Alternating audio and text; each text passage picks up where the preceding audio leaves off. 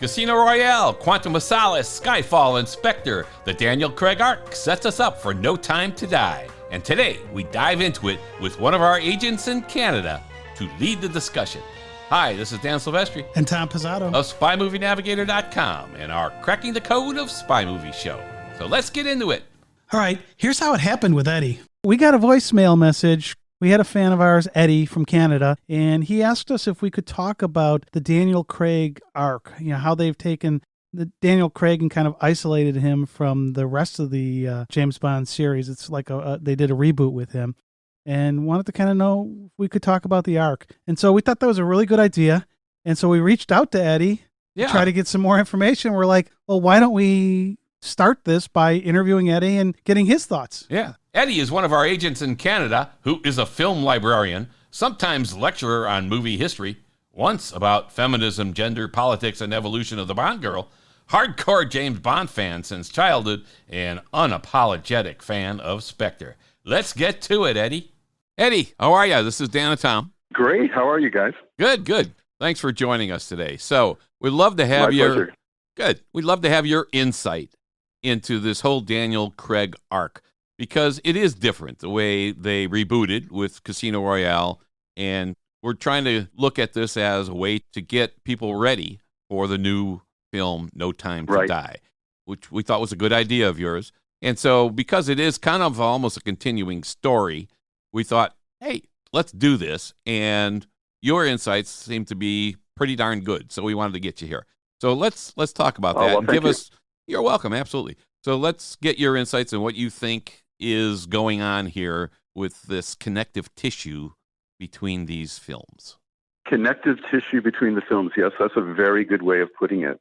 As you indicated, the Craig years really are very much a kind of a standalone series within the larger framework of the Bond films. Of course, we're coming up to the 25th film, No Time to Die, which is the fifth Daniel Craig movie.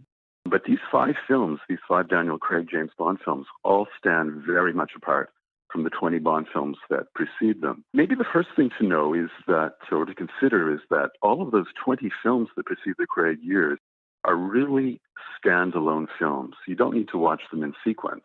Mm-hmm. There are some aspects that carry over from one film to the next, but they're mostly tropes. Even a few things, I think it might be fair to say, that have become cliches, which the Craig years attempted to redress, to look at in a new way, a new and fresher way. Mm-hmm. But those films that precede the Craig years, are all standalone movies, and you don't need to watch them in a particular sequence in order to appreciate them. But what happened at the end of those 20 films, the final film with Pierce Brosnan as James Bond, Die Another Day, in 2002, is that things became really quite outlandish. And this was around the time of 9/11, and the producers, I think, felt they needed to get back a little bit to reality. Now, this is something that the producers, we're into the second generation of producers in the Bond series, of course, but this is something that the producers have done every now and then throughout the series. Sometimes things become a little bit too fantastical, as they did back in 1967 with You Only Live Twice. And then the producers decided to kind of do a very small mini reboot because they were introducing a new actor in 1969's On Her Majesty's Secret Service with George Lazenby. And things were relatively realistic in that film. And then the whole thing starts again. Things, start off a little bit grounded, a little bit more based in reality. And as the films progress, they become a little bit more fantastical. And then they start again. So that's what happened in 2002 with Die Another Day. A film that is not particularly well thought of within the Bond community, right? But just took things a little bit too far. And so the producers decided, really, they had no reason to do this from a monetary point of view, because Die Another Day had done quite well at the box office. But they decided to go in a new direction. In essence, actually fired Pierce Brosnan, which was, I think, the first time they've ever done that in the entire history of the series with any of the six actors who've played James Bond. There was some question with Dalton, too, that perhaps maybe because the box office numbers weren't so great. But anyway, go ahead. Yeah, okay. And of course, they were up against a whole new set of films, from a competitive point of view. at the box office, which Bond really hadn't faced in preceding decades. I'm thinking of the Jason Bourne films, of course. And, Yes. the Mission Impossible movies, and they were really setting a new standard in the early 2000s for action cinema.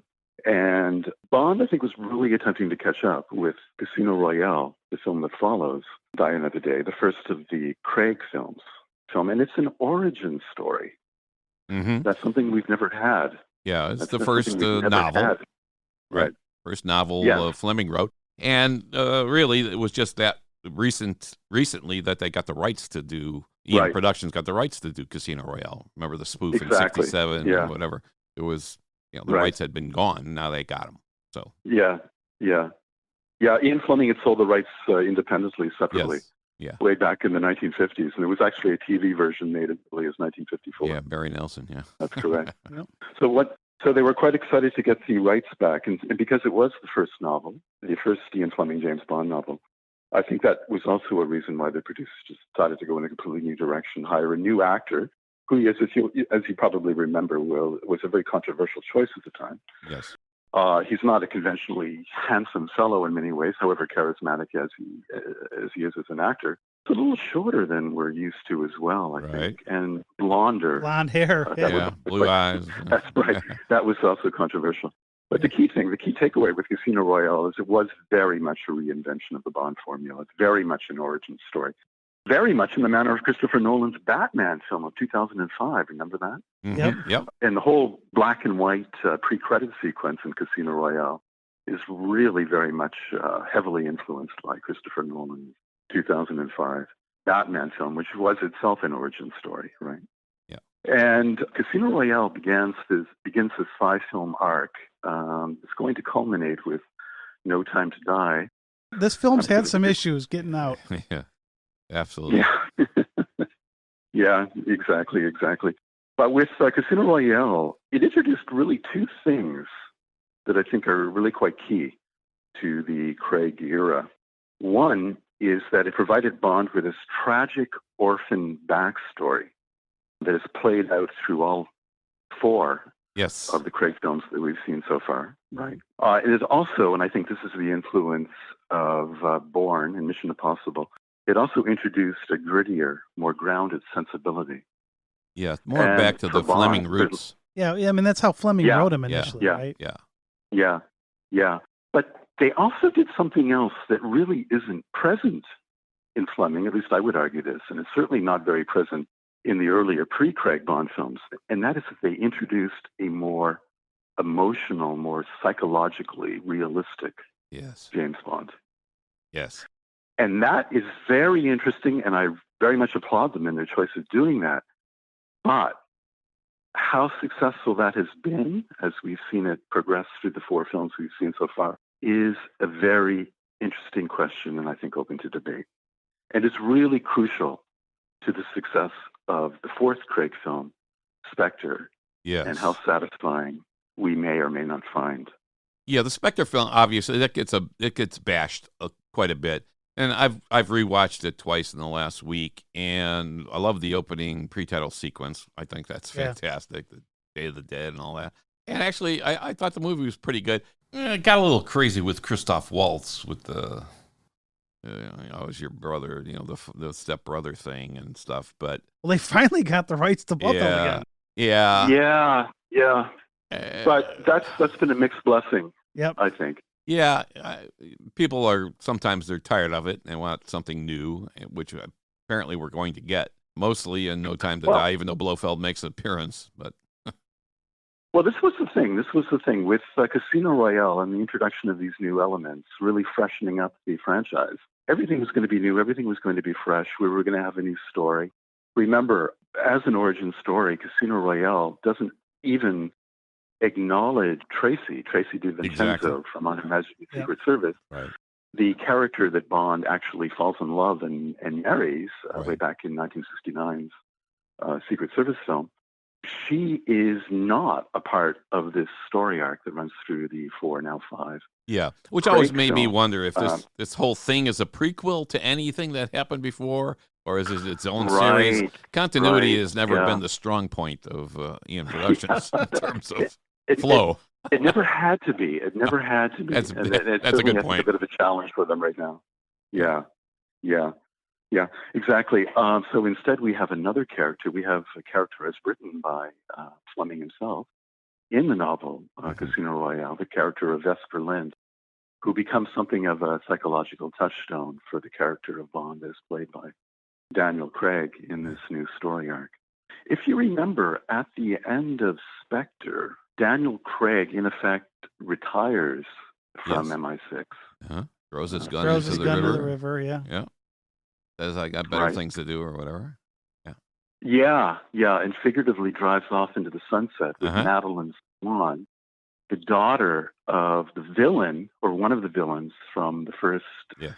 two Craig Bond films, Mr. White, Right. which is, is going to make for a rather problematic family history, and who knows what family get-togethers are going to be like after that.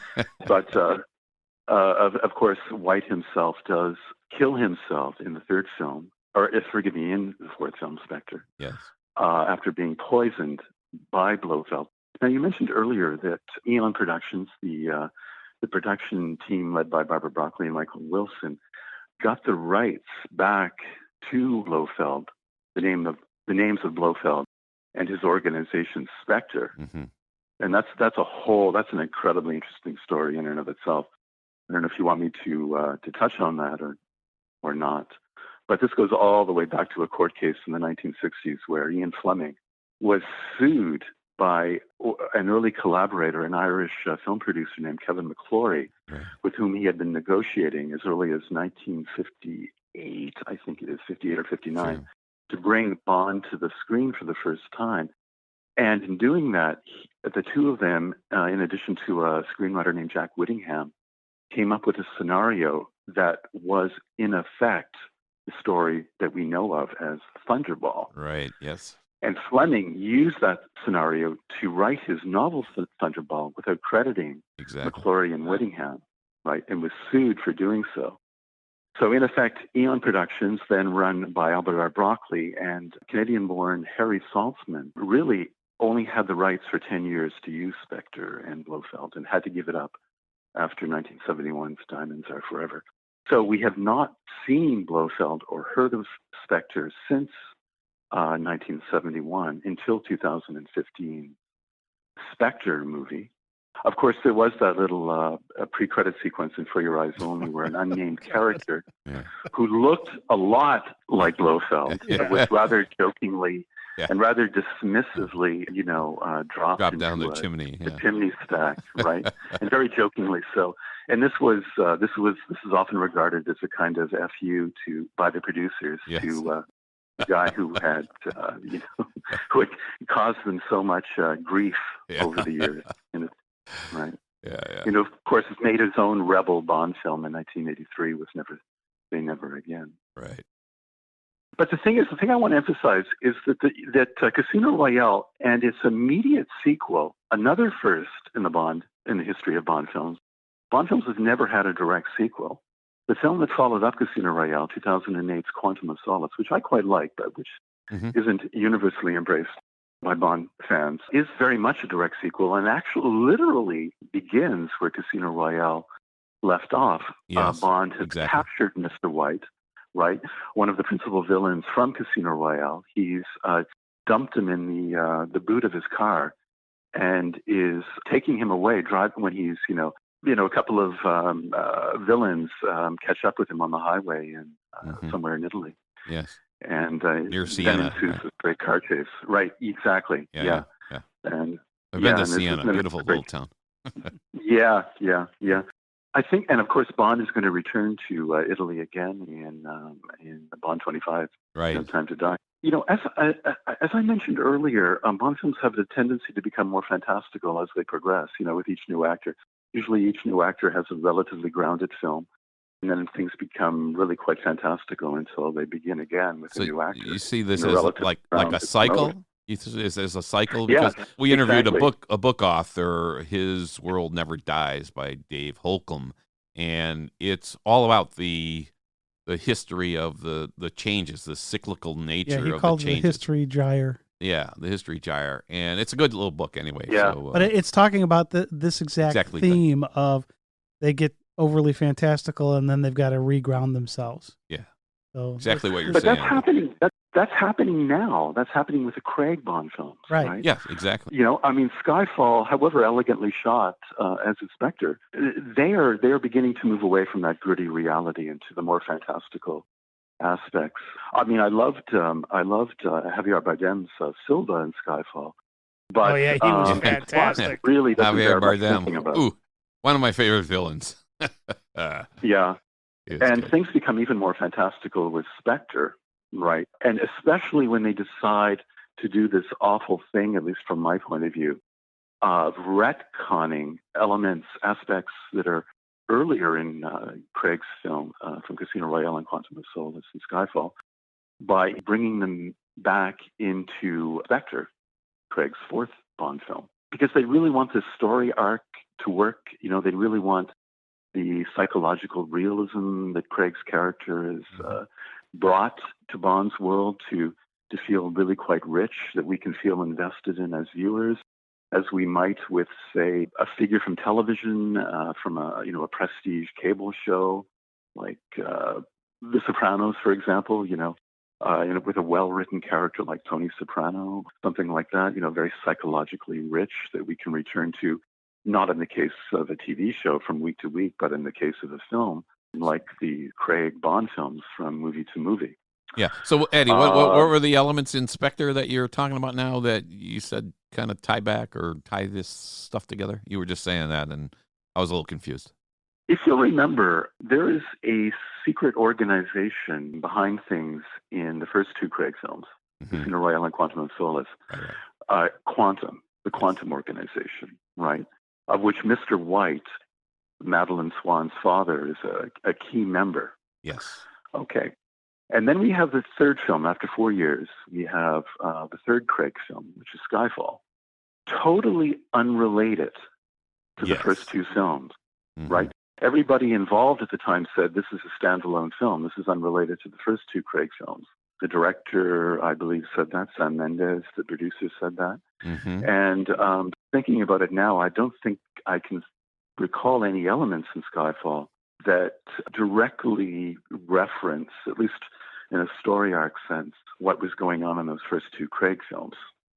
Right. Yeah, I'd agree with that. Yeah, there's a connection between the first two that seems to be no connection between the second and the third. Well, other than the DB5. But then, like you're saying in Spectre, they kind of get the needle and thread out and sew this stuff together. Right? Yeah. I just want to back up a moment and say, do you remember, just at the time, literally at the time that Spectre was released in the end of October, early November 2015, this interview with Daniel Craig was released. The interview itself had been filmed just after filming had wrapped, but it was only released to the public at the time of the release of the film. And this is a now interview with Craig in which he said that he would, quote, rather slash my wrists, end quote, than come back and do another Bond film. Yes. You guys remember that? Yes. Yeah, right. Yeah. Yeah. That was. And if he ever did, it would just be for the money or whatever, I think. Right. Well, there's a lot of money involved. Yeah. And he said that. I couldn't believe he said that. Yeah. So, for all intents and purposes, he was not coming back for a fifth Bond film. Well, and actually, I think with the way they ended Spectre, it could have been a close off of the character. Yeah, just like you said, riding off into the sunset. Adios. Yes. See ya. And that's why they did this retcon. Yes. In my belief is that's why they retconned all the elements from the first three films, try to tie them all together. There you go. In ultimately what is this very artificial way, especially in the last half an hour of Spectre, because they thought he wasn't coming back. And so they wanted to round up all the loose ends that they saw, tie them up into a nice little bow, and then send him off on his merry way with his only happy ending of the series. Yeah, that's exactly true. Very much unlike all the endings, except for one on Her Majesty's Secret Service. Yeah. All the endings of the earlier non-Craig Bond films almost literally end with Bond and, the principal romantic interest, Bond girl, on or near some body of water Yeah, right. in some romantic In a interlude, yellow right? raft. Yeah, exactly. On a boat, Exactly. on a ship, Right. whatever. Right. Yeah, But, right. but Craig's never had that. Craig's never had that. He's had this sad backstory That's where a he good point. felt this betrayal by the love of his life, Vesper Lynn, who seemingly betrayed him, although that's somewhat ambiguous, Yes. at the end of Casino Royale, right? In fact, there's no love interest at all in its sequel, Quantum of Solace. And there's, in effect, no real Bond girl at all in the third Bond film, or the third Craig Bond film, Skyfall. Mm-hmm. In fact, if there is a Bond girl, it's the much older Judi Dench, Yeah, motherly actually. figure. Yeah, Yeah, right, exactly. is Bond, right? Yeah. So it's not until the fourth film of Spectre do we have a traditional Bond girl. This is Madeline Swan, played by Leia Seydoux, the daughter, the character daughter of Mr. White from the first two Yes. Craig Bond films. And that's whom he drives off with a kind of happy ending at the end of Spectre. And that's where things leave off before the new film, No Time to Die.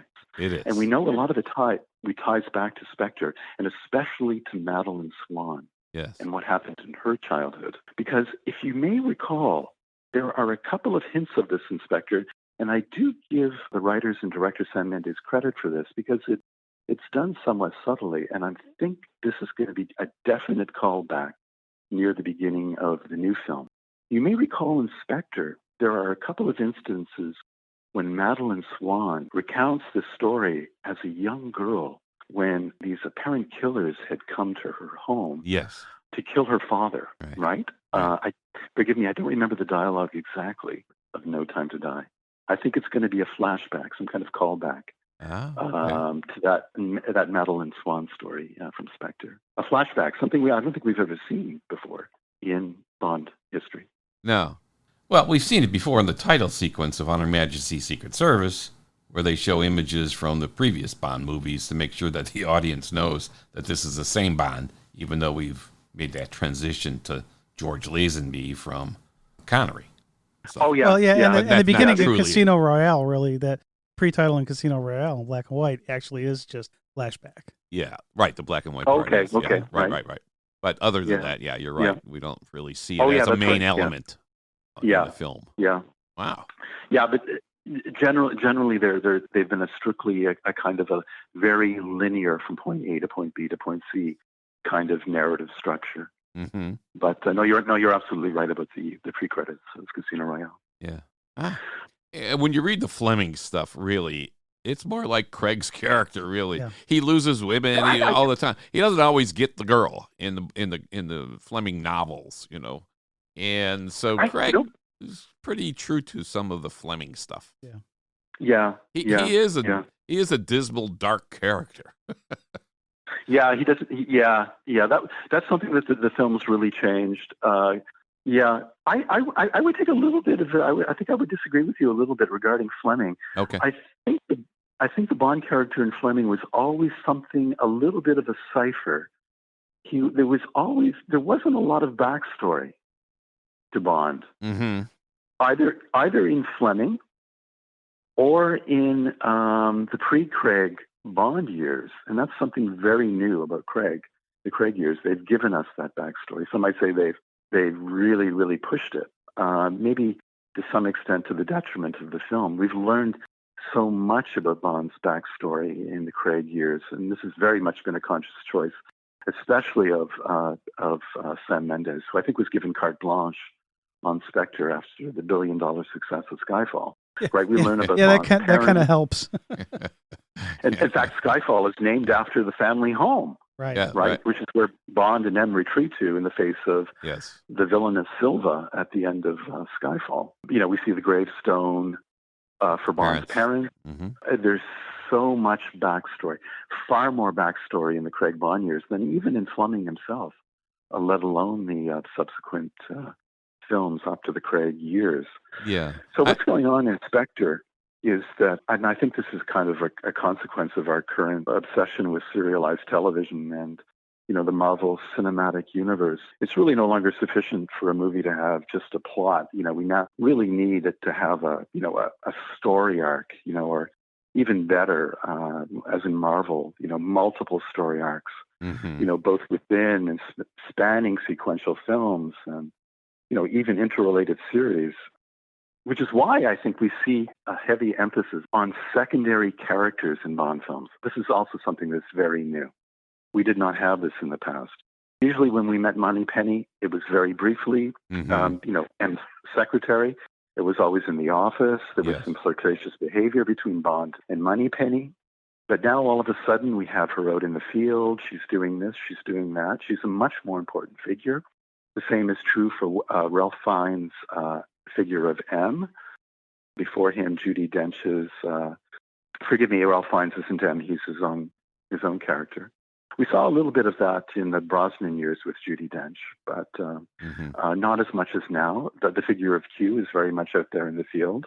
We didn't see that nearly as much as we had seen in the past. So we have all of this new emphasis on secondary characters, Bond helpers, what's sometimes dismissively regarded in the Bond in Bond fandom as the Scooby Gang.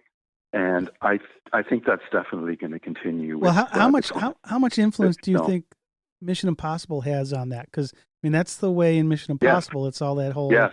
the Scooby Gang That's kind true. of thing. That's true, yeah. Yeah. I mean, Yeah. they always have a team. The other way I would look at this too is you've had Purvis and Wade involved in all of these films now A lot of for the last, it'll be 7 films in a row. So when you've got the same writers, I think you can get some of that story and kind of keep it going in terms of some of these other characters. Purvis and Wade, they get a lot of stick in the Bond fan community, and they're blamed for a lot of things, rather fairly or unfairly. But they are somewhat anonymous as writers. They're kind of journeymen, and this is something also new to the Bond series with the Craig years. The producers, and I really credit them with this, they've hired A-listed actors for even secondary roles. They've hired A-listed cinematographers to shoot the films, and we've had the best-looking Bond films in the history of the series. Mm-hmm. Fantastic. Roger Deakins should have won an Oscar for Skyfall. No question. Absolutely. Yeah. Beautiful. Yeah. Some people have problems with the color grade of Spectre, but I think it looks gorgeous. I think it's beautifully evocative, very mysterious, elegant. We never had this really in the past. A very kind of artsy kind of cinematography, and I really credit the producers in going with that direction. And we had a lot of stage actors introduced to the series as well. So they really went for A-listers. In the past, it was much more a family-oriented affair. The directors were often journeyman directors. Think of John Glenn, who directed all 5 of the 1980s Bond films, and really didn't do much before or after in terms of directing films. He was kind of the house director, right? Yeah. Entirely. So he was not there, as a filmmaker with artistic pretensions or ambitions in order to invest something of himself in the films. This has also changed with the Craig years. We now have these auteurist directors, these directors who feel a kind of personal, investment in the making of the films. And this is what Sam Mendes, I'm sure, brought to Skyfall and Spectre, with mixed results, arguably. And I think what Cary Fukunaga is going to bring to No Time to Die. Very much a sense of personal investment, that he's crafting the story in new and hopefully innovative ways. In the past, we really didn't have this. It was always a producer-driven medium. Here's the script. We don't want any, too much innovation. Mm-hmm. Bond does this, Bond does that. That's a good point. Purvis and Wade, they know what's what. They're going to write things because they know the history. They're not going to stray too far. We feel safe in their hands. But with Phoebe Waller-Bridge, with Cary Fukunaga, Mm-hmm. and with Billie Eilish, and so far Billie Eilish is the only really new innovative aspect with No Time to Die, whose contribution we've seen, or in her case heard, and to my ears, quite successfully. Mm-hmm. Once so you can far. understand her. Yeah. Yeah, her first. Yeah. Yeah, I think it's really fantastic, and it's a very haunting. It It's is. a very haunting quality, which fits in beautifully with the Craig Bond story arc. Yes. Because, of course, Bond is very much a solitary figure. Craig continues that tradition, he is a solitary figure who really has this, problematic history in holding on to relationships with women. But in the past, he was always the character who more or less single-handedly saved the world, figuratively, both figuratively and literally. But certainly in Spectre, he has a lot of help, right, with Q. Yes. And with M, actually Yes. physically fighting one of the villains in Spectre and sending him to his death. Yeah. I mean, that never would have happened in the Bernard Lee years. Right? Absolutely. That's true. Yeah. Yeah, so that's very much an interesting aspect. So as I said, I'm sure the producers thought that this was the fourth film, Spectre, was going to be Craig's last Bond film, so they wanted to tie up all of these loose elements. They also found themselves with the rights to using the word Spectre, the organization Spectre, and the word, the name of the character of who runs Spectre for the first time since 1971. And I think they got so giddy with this excitement that it went a little bit to their heads, unfortunately. Because in the previous in the two earlier films, Quantum of Solace and Casino Royale, they went out of their way to invent a new kind of Spectre substitute named Quantum. But what they decided to do in Spectre was to feed us this new information, in fact, that there was this other super criminal organization even greater than Quantum, and its name is Spectre, right? Well, yeah, and then they try to tie that together with the octopus ring. I thought that was a fail myself. Yeah. Everybody seems to agree on that. Yeah, when they reveal that Spectre was secretly behind all the evil plots that had taken place in the earlier Craig films, or as Christoph Waltz's character of Blofeld literally explains to Bond late in the movie, it's always been me, James. It's always been me, the author of all your pain. Yeah, I love that line.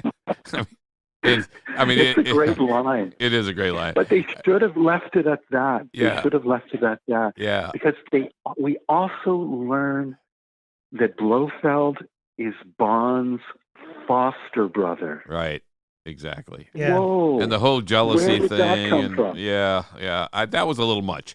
The whole jealousy thing and why he's been Bond's pain all this time. Yeah. It's like, my father liked you more than me. It's like, come on. Yeah. And again, they're trying to see that new psychological realism, right? Yeah. That comes out of Nolan's Batman, for example, and or serialized television, as an example. That's what they're trying to feed with that sort of thing. And if you remember, at the time, Sam Mendes said that Blofeld was going to have his own creation myth. Those are the words he used with Spectre. And that it wasn't going to relate very much to the Blofeld and the Spectre of the past. Mm. And of course, that would have been great if he had actually done that, right? Just as the early Craig films had really reinvented the formula with something fresh.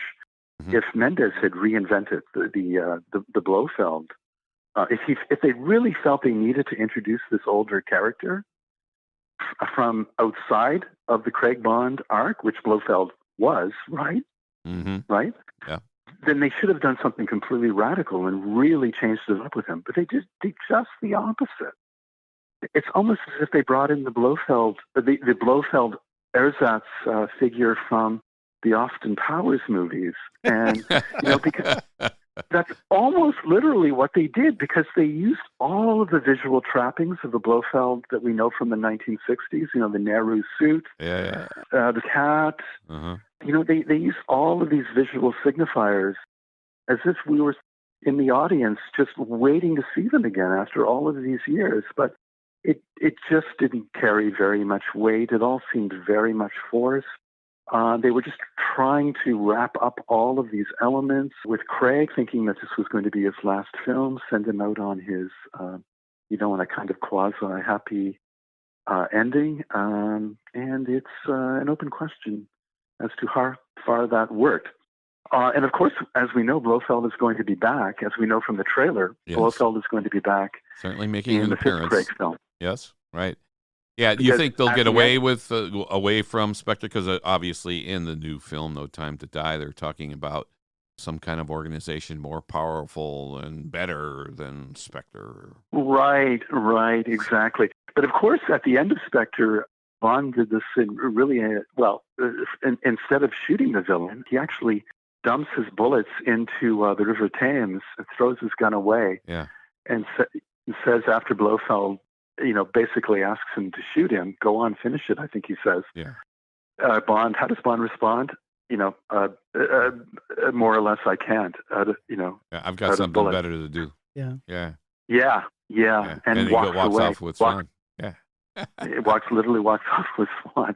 So what we know is that Blofeld is in prison, hasn't been imprisoned, and that Bond will confront him in prison, much as he did with Silva. It definitely reminds you of that. Earlier in Skyfall. Mm-hmm. He's going to confront Blofeld in prison in the new film.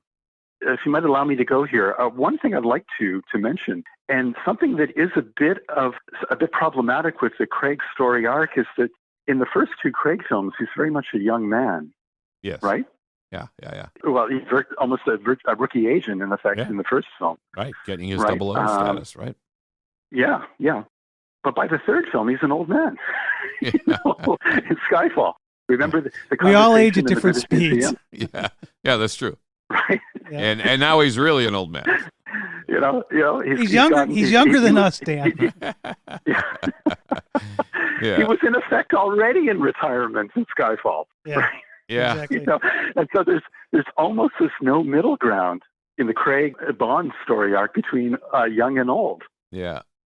It'll be interesting to see what they do, how they do it. But our willing suspension of disbelief will be fine, and we'll take whatever they give us in the next film. Yeah, self-reflection, something that Craig does so well, is something that's entirely new to the Bond universe. Yeah, it's often been pointed out that this is going to be the first Bond film, after the Me Too movement, right? And with the character of Bond's problematic history with female characters in the past, how is this film going to address that? The producers have told us, Barbara Broccoli has said on the record that, he can be any race, he can be of any background, but he absolutely has to be a man. Yeah. And I think most fans would agree with that. And I think she said something about having a British background, too. Yeah, and I think it's also crucial that he has a British background. Although Fleming, because he liked Sean Connery so much, when he wrote his last couple of things, he gave him a Scottish background. The quintessential English gentleman in many ways, James Bond, in effect, really doesn't have an English background. He's of a Swiss, Scottish background. He's not English at all. Yeah, which is why he retreats to Skyfall. And so that was Fleming's nod to Sean Connery, which we didn't like in the first Dr. No when he was filming. He's like, this is not the guy. And then he loved him, and From Russia with Love, he thought, this is the guy. Yeah. And actually, when you're talking about the treatment of women, there was a article in May of 2019 where Phoebe Waller-Bridge made this comment. She says, "It has just got to grow, just has to evolve. The important thing is that the film treats the women properly. He doesn't have to. He needs to be true to his character." Yeah, that's good. That's brilliant. So, that's a good line. Yes, so, absolutely. So I think you're 100%. You're going to see him still try to be the retired womanizer, and the strong women characters around him. Then I hope so. Yeah, that's the story. That's Fleming. Okay, in 2015, with the most recent Bond film, with James Bond in effect heading off into retirement with his new love, Madeleine Swan, the daughter of the villain, Mr. White, and where this new film, No Time to Die, begins is 5 years later with Bond already in retirement. He appears to be alone, so we're not sure how things develop with Madeleine Swan. You may remember that in Spectre, we came across an interrogation tape. Right. When Swan and Bond visit L'Américain, which we learn is a hotel. Was it in Marrakesh? I forget. It was in Morocco. Somewhere in North Africa. In Morocco? Yeah. Morocco. Algiers, I think. They discover this secret room, and in the secret room is an interrogation tape that turns out to be an interrogation of Vesper Lynn. There's already so much psychological motivation for the character. However, it is pretty clear that Madeleine Swan does have a secret a secret that is weighing very heavily on Bond, the character himself, and has been hinted by Blofeld in the scene that we see in the trailer between Blofeld and Bond. She has a secret, something that will be, I think he says, the death of you. Right. Yep. Right? Yeah. Yeah. When her And secret's what that revealed. secret is Yeah. has a lot to do with what that figure that we see in the parka with the Japanese ceremonial mask on the ice. I think that secret that Madeline has a lot to do with that figure on the ice. Yeah. That we also see in the trailer. All right. Well, I'm Cool. looking forward to it. That's for sure. Yeah. All right. Thanks, Eddie, for joining us. This has been a pleasure. A lot of great insight you have there, and we appreciate it. Well, and I also appreciate the fact that you left us that voicemail that kind of gave us the idea of doing this, and then your willingness to come on and talk through this from your perspective has been fantastic. So thank you very much, Eddie. Yeah. Thanks, Eddie. Thanks a lot, guys. It's been a great pleasure. I really appreciate the opportunity. It's been Absolutely. fantastic. Well, that was fun. It really was. Eddie really has a good background on this stuff. He does. It was great. No Time to Die will be a landmark Bond movie as Daniel Craig's fifth and final Bond outing. Finally going to get a chance to see this thing. Yeah. Follow us on Facebook, Twitter, and Instagram, too. Please help us out and give us a 5-star rating on your favorite podcast app. You can do it now. Thanks for listening. We really appreciate it.